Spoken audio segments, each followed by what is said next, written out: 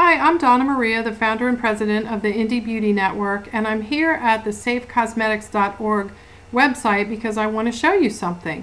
Earlier today on my Indie Business podcast, my guest was Lauren Shan. Lauren is the owner of Lores Cosmetics in Green Bay, Wisconsin, and she is a current signer of the Compact for Safe Cosmetics, which is maintained by the Campaign for Safe Cosmetics, which maintains this website at safecosmetics.org.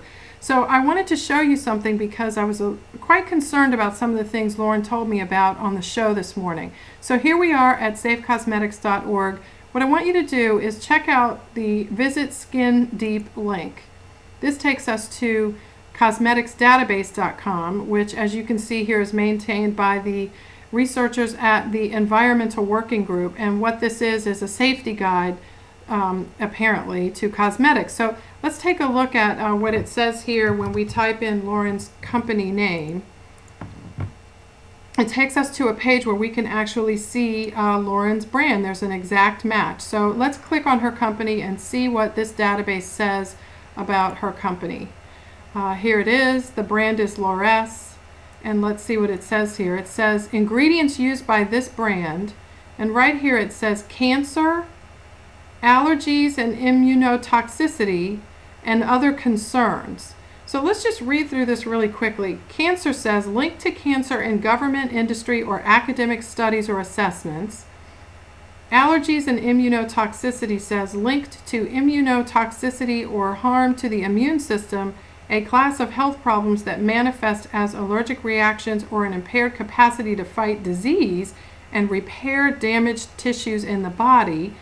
And then underneath that it says other concerns for ingredients used by this brand: persistence and bioaccumulation, organ system toxicity, non-reproductive, multiple, additive exposure sources, irritation, skin, eyes, or lungs, enhanced skin absorption, occupational hazards, biochemical or cellular level changes.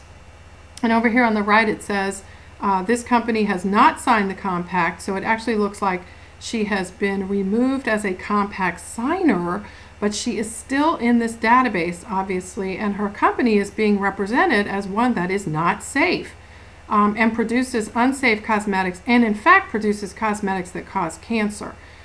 So let's scroll down here and see what else it says. There's a list of ingredients here that have been input into the database by Lauren, and as you can see, some of them have a red rating, which is not a good rating, and then there are some yellow ratings, which is also not a good rating, and then there are some that have a rating of green, which according to this database I think would be the least harmful according to them. But here are some of my concerns. Number one, Lauren asked to be removed from the database, and she is identified, as you can see here, as not a compact signer. However, her company name is still here, and her products are still being represented at this database as being harmful to consumers.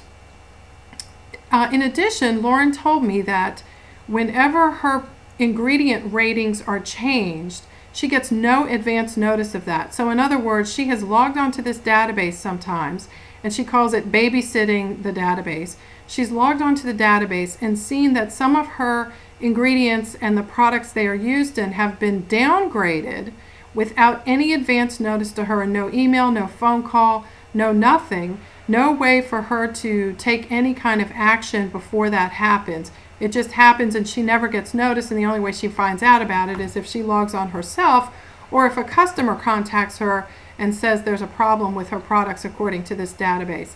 The other thing I think is interesting is that Lauren has no way to assess the studies that these product and ingredient ratings are based on.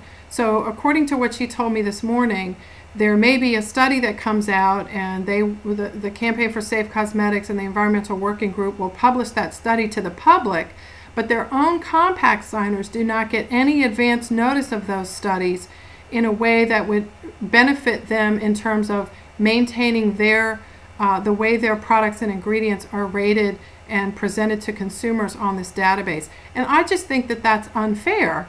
I also think it's unfair that the Campaign for Safe Cosmetics did not give Lauren and other compact signers any advance notice of the bill that they've been working on for 2 years as a special interest group to introduce into Congress. I think this is patently unfair. I think that people need to know about it. So I wanted you to have this video so you could see exactly what's taking place and how small businesses are being represented, misrepresented, untruthfully represented as using ingredients and creating products that cause cancer. And there's nothing they can do, apparently, to be removed from a database where a third party that controls all of the scientific information that these quote-unquote ratings are being based on, they own it, they control it, and they don't allow you to make any changes or even remove your company from the database at all. And I think that's just awful. So I want to know what you think. What do you think of this? Do you think this is an interesting use of an organization's resources, an organization that calls itself a consumer interest group?